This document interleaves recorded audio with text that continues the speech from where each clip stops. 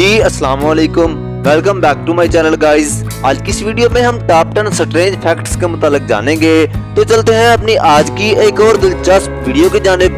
मगर उससे पहले अगर आप हमारे इस चैनल पर नए हैं तो हमारे चैनल को सब्सक्राइब करें, बेल आइकन के बटन को प्रेस करें ताकि हम बार बार मिल सकें और आप तक ऐसी दिलचस्प और मालूमाती वीडियोस पहुंच सकें। Let's start the countdown. कहा जाता है कि आयरलैंड के एक मरूफ पादरी सेंट पैट्रिक ने अपनी जादुई ताकत के जरिए तमाम सांपों को आयरलैंड से बहुत दूर समंदर में फेंक दिया था।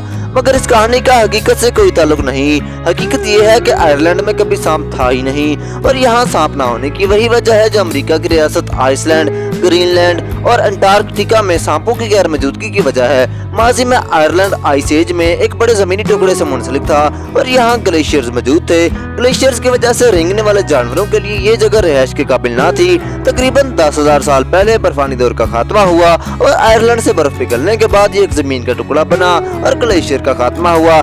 इस मौके पर दूसरे जानवर जैसे जंगली सूर, भूरे रीछ और यहाँ तक कि आम छिपकली वक्त से पहले आयरलैंड पहुंचने में कामयाब हो गए, लेकिन बदकिस्मती से सांपों ने यह मौका गवा दिया। यही वजह है कि आयरलैंड में अभी तक अमेरिका की बाकी रियासतों और न्यूजीलैंड की तरह सांपों का कोई वजूद नहीं है। दोस्तों, जो लोग कुकिंग करते हैं वो लोग अच्छे से जानते होंगे कि प्याज के बगैर कोई भी डिश अधूरी होती है। चावल हो या कोई भी सालन लजीज बनाने के लिए प्याज का इस्तेमाल करना पड़ता है।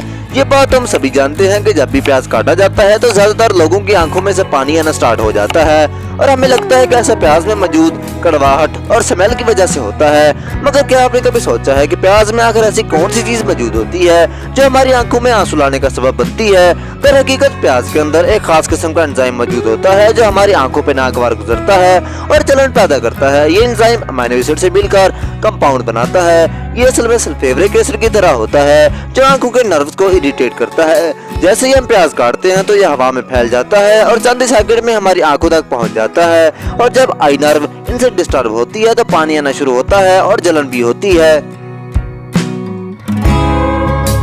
जैसा कि अब मौसम गर्मा आ चुका है और अब फैन, एसी और वाटर कूलर वगैरह के बगैर रहना किसी इम्तिहान से कम ना होगा।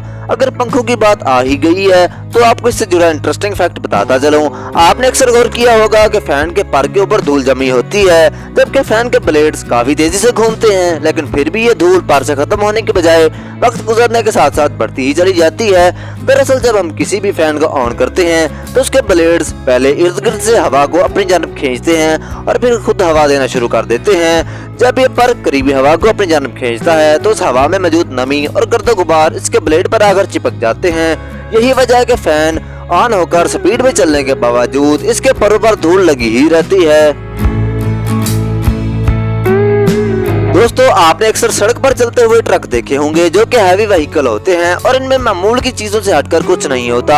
लेकिन अगर आपने कभी किसी हैवी व्हीकल को करीब से देखा हो तो उनका एक टायर ऊपर की तरफ होता है और वह दूसरे टायरों की तरह रोड के साथ मूव करने के बजाय लिफ्टेड होता है। लेकिन क्या आपने कभी सोचा है कि अगर उसने रोड के ऊपर नहीं चलना होता तो उसे लगाया ही क्यों जाता है? वेल, आपको ये जानकर हैरानी होगी कि ये दोनों टायर एडजस्टेबल टायर होते हैं। ड्राइवर अपनी मर्जी से उन्हें हैंडल करते हैं। जब ट्रक खाली होता है तो ड्राइवर इन टायरों को ऊपर लिफ्ट कर देते हैं, मगर जब लोड होता है तो टायर्स को नीचे कर दिया जाता है ताकि ये टायर्स भी वेट कैरी कर सकें। हम सब अपनी रोजमर्रा की जिंदगी में बहुत से परिंदों को बिजली की तारों पर बैठा देखते हैं। कुछ परिंदों को तो दिन और रात बिजली की तारों पर बैठने की आदत होती है, लेकिन हम सब ये जानते हैं कि बिजली की तारें बहुत खतरनाक होती हैं और अगर इनसे करंट लग जाए तो परिंदे तो क्या, इंसान भी चंद मिनट में अपनी जान से हाथ धो बैठता है। लेकिन क्या आपने कभी सोचा है कि बिजली की तारों पर बैठे इन परिंदों को करंट क्यों नहीं लगता?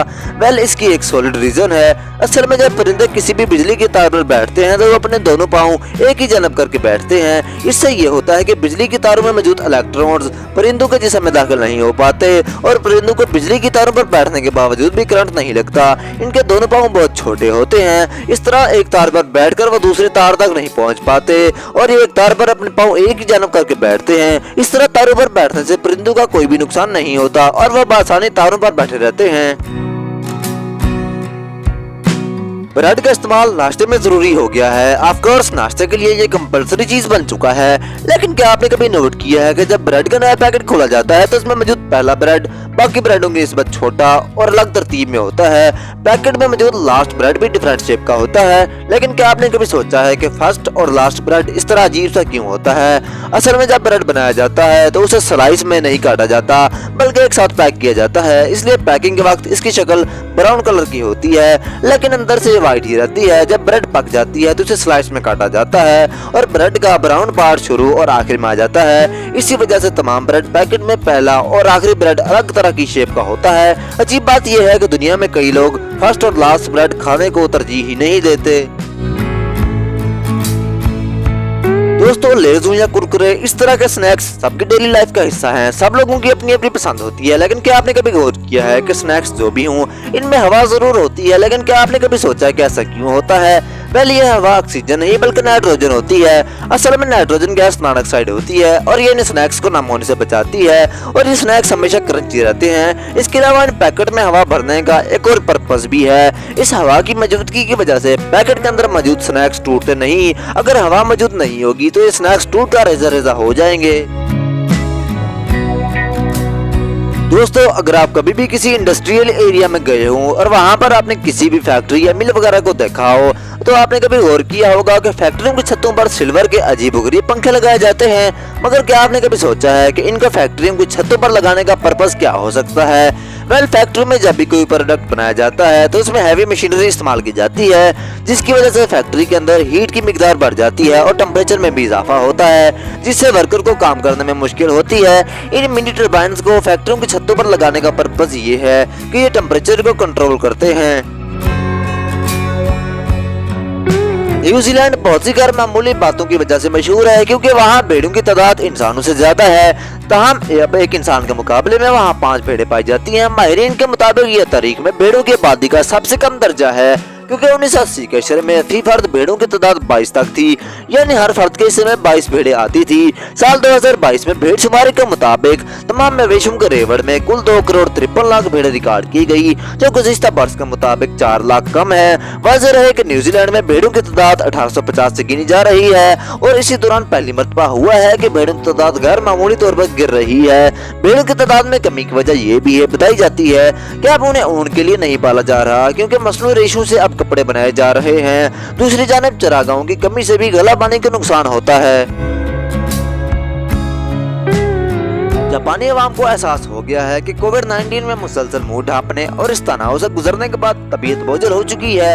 अब वो मामूल पर आने के लिए बाकायदा तौर पर दोबारा मुस्कुराना सीख रहे हैं। इसके लिए जापानी अवाम ने सनद याफ्ता माहिरीन मुस्कुराहट से राब्ता किया है जो कुछ रकम लेकर उन्हें मुस्कुराना सिखा रहे हैं। इसकी वजह यह है कि जापानी बशिंदे अपने मुस्कुराहट, तहजीब और खुश इखलाकी के मुताबिक बहुत फिक्रमंद रहते हैं। मुस्कुराहट के कोच कानिको कावन्नो ने कहा है कि उनकी कंपनी दोबारा मुस्कुराना सिखा रही है। हकीकी मुस्कुराहट में चेहरे के पट्टों को खास अंदाज में हरकत देने की मशक करना होती है और मुस्कुराने वालों को ज़हनी तौर पर इससे अफाका भी होता है। कई को पहले चेहरे के अज़लात को जंबश देना सिखाते हैं, इसके बाद आईने के सामने खड़ा होकर मुस्कुराहट की मशक कराई जाती है। माहिरीन अब तक 4000 अफराद को हंसने और मुस्कुराने की तरबियत दे चुके हैं। तो दोस्तों, कैसी लगी आपको हमारी आज की ये वीडियो? अगर वीडियो अच्छी लगी हो तो वीडियो को लाइक, चैनल को सब्सक्राइब और वीडियो से मुताल्लिक अपनी राय का इजहार कमेंट सेक्शन में जरूर करें।